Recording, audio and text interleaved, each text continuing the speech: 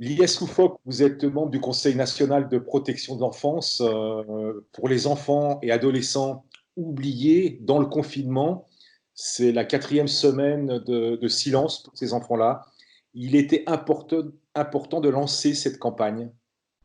Non seulement il était important, mais il était surtout urgent de le faire parce que les premiers chiffres du 119, qui est le numéro national pour l'enfance en danger, le numéro que les personnes appellent quand elles ont connaissance d'une situation de danger pour un enfant, n'a pas observé une hausse d'appels pendant le confinement.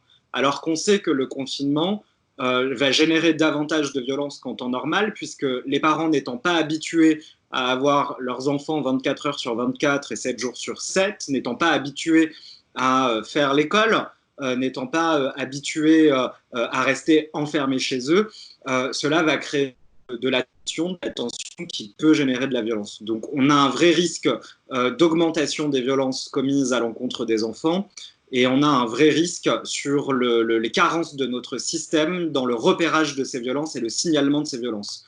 Que le 119 n'ait pas noté une hausse des appels au bout d'un mois, c'est assez catastrophique. Vous attendez quoi de cette campagne?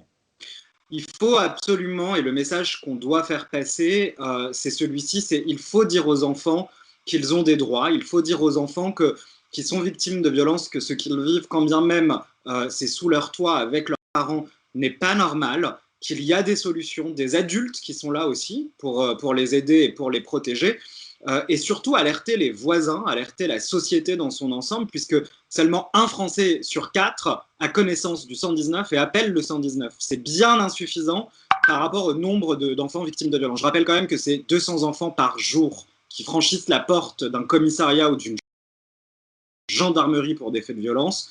Parmi ces 200 enfants, 50 ont été victimes de violences sexuelles. Et en France, un enfant est violé toutes les heures. En période de confinement, vous en appelez au civisme, à la responsabilité des voisins. Appeler le 119, ce n'est pas de la délation, c'est faire acte de civisme, parce que signaler un enfant en danger, c'est lui permettre d'être protégé. Et donc, ce n'est pas, quand on appelle le 119, ce n'est pas pour dénoncer le voisin ou pour, voilà, pour faire de la délation. C'est vraiment dans l'idée de prévenir toutes les violences, de protéger les enfants.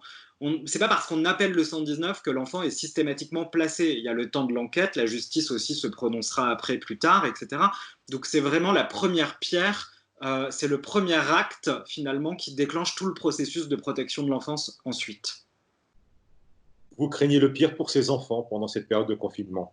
Ah oui, complètement. La mort, tout simplement. Je pense qu'aujourd'hui, on doit aussi pouvoir en parler parce que deux enfants meurent chaque semaine sous les coups de leurs parents.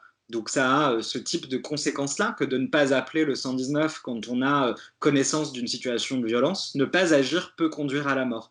Appeler le 119, c'est sauver des vies.